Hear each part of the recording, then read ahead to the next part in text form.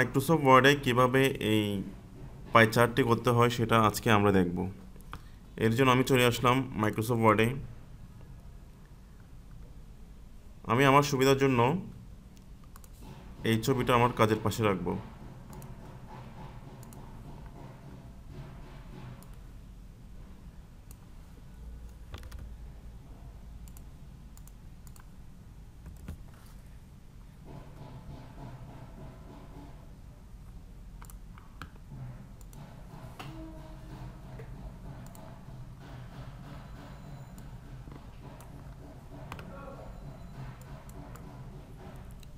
আমি ছবিটা ওয়ার্ডে নিয়ে আসলাম। ওয়ার্ডে নিয়ে আসার পরে এখন আমি সেমভাবে একটা পাই চার্ট ওয়ার্ডে করে দেখাবো। এর জন্য আমি চলে আসলাম ইনসার্টে। ইনসার্ট থেকে চার্ট, চার্ট থেকে পাই চার্ট সিলেক্ট করব। সিলেক্ট করে আমি প্রথম পাই চার্টটা নিলাম, ওকে দিলাম।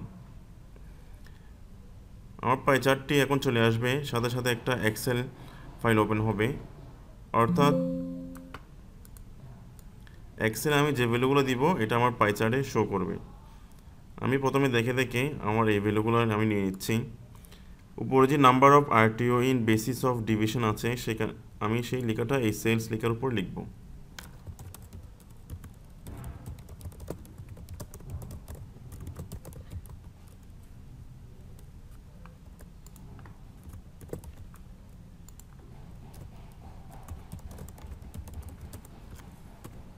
এখন এখানে ফার্স্ট কোয়ার্টার, সেকেন্ড কোয়ার্টার এই জায়গায় আমি ঢাকা, চট্টগ্রাম এগুলো লিখে দিব।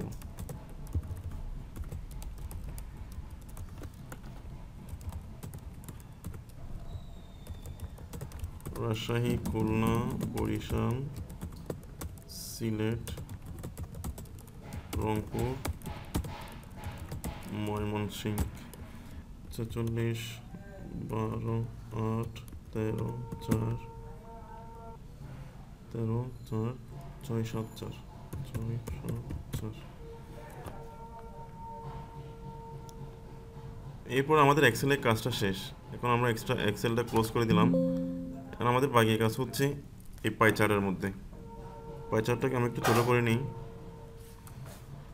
ছোটো করার পরে এই চিত্রতে এই যে ঢাকা, খুলনা যে লেখাগুলো আছে এগুলো আছে ডান পাশে, এবং লেখা যে নামগুলো আছে লেখাগুলো একটু চার্ট থেকে একটু দূরে দূরে এবং পার্সেন্টটা দেওয়া আছে। এখন আমাদের কাজ হচ্ছে এইগুলো ফরম্যাটটা নিয়ে আসা।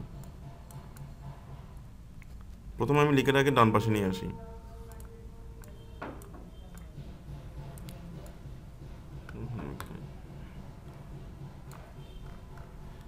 লেখাটাকে ডান পাশে নিয়ে আসার জন্য আমি পাই চার্টটা সিলেক্ট করলাম।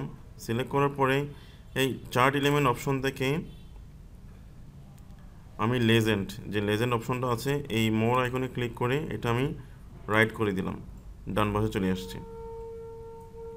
এখন যে ডাটা লেভেল আছে, ডাটা লেভেল একটা টিক চিহ্ন দিয়ে এই অপশন থেকে মোর অপশনে চলে আসব। মোর অপশন থেকে লেভেল অপশনে এসে ক্যাটাগরি নেমটা ওকে করে দিব, ভ্যালুটা তুলে দিব এখান থেকে এবং পার্সেন্টেজটা ওকে করে দিব। এখন এই যে আমাদের এখানে ময়মনসিংহ 4%, রংপুর 7%, এটা হুবহু এটার মতো করে চলে আসছে। এখন আমি এই চার্টটাকে একটু বড় করে এগুলোকে সিলেক্ট করে একটু দূরে দূরে নিয়ে আসবো।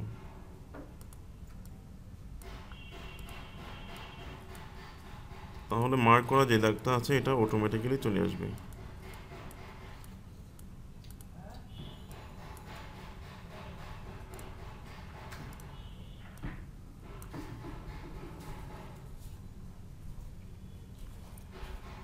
এইটুকু আমাদের কাজ। এই দেখেন হুবহু আমাদের এই স্যাম্পল ছবির মতো হয়ে গেছে। এখন আমি ছবিটিকে ডিলিট করে দিলাম। এই চার্টটাকে সিলেক্ট করে একটু বড় করি। বড় করার পরে চট্টগ্রামটাকে বাইরে নিয়ে আসি। এটা চাইলে আমি এই পাশে রাখতে পারি। দাগটা যে মার্ক করা যে দাগটা আছে এটা অটোমেটিক্যালি আসবে। এখন আমি এই সবগুলোকে একটু বোল্ড করে দিব। বোল্ড করার জন্য আমি চার্টের একটাতে ক্লিক করলে সব সিলেক্ট হবে। এরপর আমি বি দিয়ে বোল্ড করে দিলাম। এগুলোকে চাইলে আমি বোল্ড করতে পারবো, এই জন্য এখানে সিলেক্ট করে বোল্ড অপশনটা ক্লিক করে দিলাম। এখন এই যে লেখাটা আছে এটাকে চাইলে আমি যে কোনো কালার করে দিতে পারবো। এখান থেকে লেখা সিলেক্ট করে কালারে এসে এখান থেকে আমি যে কালারটা চাই দিয়ে দিতে পারবো, বোল্ড করে বড় করতে পারবো। এখন এই ছবিটাতে একটা ব্যাকগ্রাউন্ড ছিল, ব্যাকগ্রাউন্ডের জন্য আমি এই চার্টের পুরা যে আউটলাইনটা আছে আউটলাইনটা সিলেক্ট করলে পুরা চার্টটা সিলেক্ট হবে। এই অবস্থায় সিলেক্ট হওয়ার অবস্থায় আমি ফরম্যাটে এসে ফিল অপশনটাতে আসবো। এখন এখান থেকে আমি যে কালারটা দিয়ে যাচ্ছি এই কালারটা এখান থেকে দিয়ে দেওয়া যাবে, এই যে এইভাবে যেটা আপনার পছন্দ সেটা। অথবা যদি আমি গ্রেডিয়েন্ট কালার দিতে চাই, গ্রেডিয়েন্টের এখানে এসে এখান থেকে যে কালারটা দিতে চাই সেটা আমি দিয়ে দিতে পারি। মোর যদি গ্রেডিয়েন্ট ইউজ করতে চাই মোর কালারে গিয়ে গ্রেডিয়েন্টটা সিলেক্ট করে এখান থেকে আমি কালারটা সিলেক্ট করে দিই, এই কালারটা সিলেক্ট করে এখান থেকে আমি এটা দিলাম। দেখেন এখন আমাদের কিন্তু কালারটা একটু গ্রেডিয়েন্ট, এটা সিলেক্ট করে আমি এটা দিলাম, উপর দিকে একটু অন্যরকম। তো আমাদের মূলত কাজটা এটাই। আরেকটা অপশন ছিল সেটা হচ্ছে এই যে শেপগুলো এক একটা একটু একটু দূরে দূরে। এটা করার জন্য আমি আবার চার্টে আসলাম, চার্টে এসে সিলেক্ট করে এই যে প্রথমে চার্টে সিলেক্ট করলাম, এরপরে এখানে সিলেক্ট করে এটাকে একটু চেপে ধরে আমি একটু দূরে আনলেই এটা একটু সরে যাচ্ছে, তারপরে এটাকে চেপে ধরে একটু দূরে নিলে এটা সরে যাচ্ছে এভাবে।